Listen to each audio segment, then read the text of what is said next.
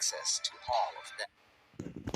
Well, the sound of it alone is frightening, and when you see the reality of it, your heart just breaks. A new flesh-eating drug heaping further misery on the drug addiction crisis in America. Our US correspondent David Woodward's just returned from Philadelphia. Good evening, David.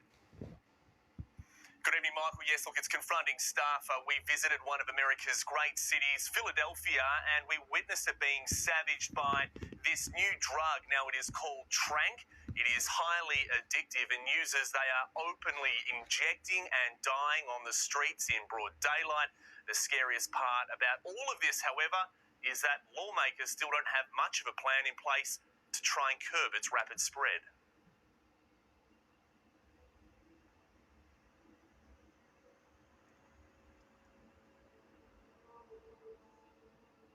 I lost like 20 of my friends in the past year. Like it's horrible.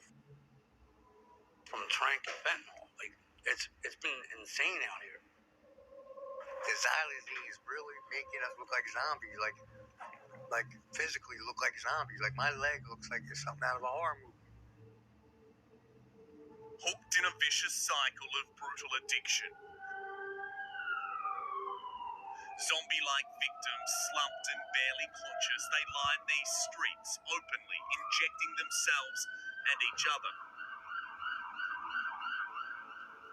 They are the tragic face of America's latest desperate drug emergency. Old heroin, you could go 8 to 12 hours without doing a bag. This is like 2-3 hours later, you're starting to feel sick already.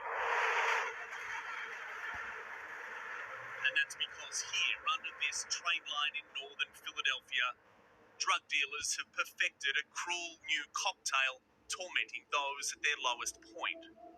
I OD'd like 13 times in that 1 month because it's hard to adjust to it.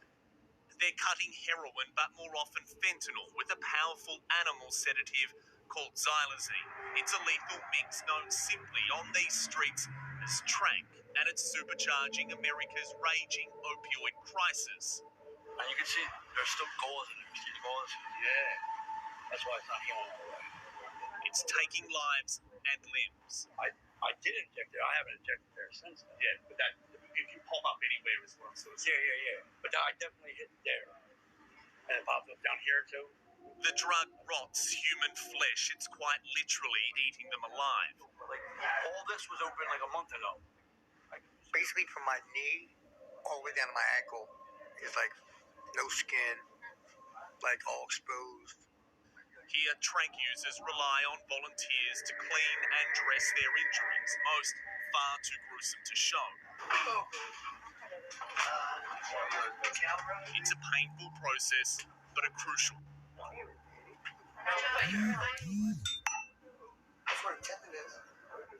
I know for sure that I'm probably going to lose at least one of my legs. One thing that you don't really get prepared for is the smell of these rooms, that fetid stench of infection, and it's infecting so many people here in this clinic. Kensington and Allegheny, this is like a drug central right here. I used to live right there on that corner. Few know the deprivation and the desperation on these streets better than Jose Castillo. I've heard these streets here described as the Disneyland. Oh my God, yeah, it's an open air market. Like it's literally a third world country in the United States. For years he lived, and more than once, almost died here. How do you feel now when you see these images? You're 6 months clean now. I see myself. Like I used to be that dude. Like I remember I get like flashbacks of me sitting right here. Police patrol this lawless pocket of America in name only. It's drug dealers and their masked henchmen running these city blocks. Is it dangerous for us to be around here? Yeah, definitely. Especially like with cameras and stuff. A warning realised just seconds later as a street enforcer made it clear. No. You know what I'm saying? Hurry up, pull off. Go around them and get away. Observers aren't welcome. A hot coffee pitched through our window. A stroke of good fortune, according to our guide, Jose, adamant it could have been far worse. Whether by gun or needle, life in Kensington, Philadelphia is cheap.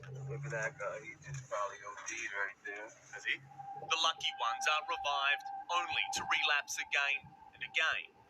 It must have been fentanyl because He got Narcan once and popped right up. But xylazine is not an opioid and doesn't respond to life-saving Narcan treatments.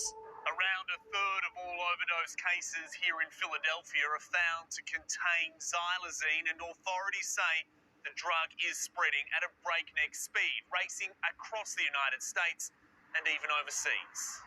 I can't think of anywhere in the world where drugs are sold that would be not at risk of xylazine being present in the drug supply. Other US states are now bracing for the full impact of a trank tidal wave. Dark web imports only undermining a government crackdown on overseas shipments. The Department of Public Health doesn't necessarily have like a direct way to, prevent xylazine from finding its way into drugs. But we do want to make sure that people understand the composition of the drugs that we're seeing. Withdrawal from trank is ferocious. Its price only keeping addicts coming back for more. Old heroin, we used to pay $10 a bag. Now we pay $5 a bag, and we get sometimes twice as much. For stigmatized users crushed by the weight of unrelenting addiction, help is in short supply. It's a narrow road out.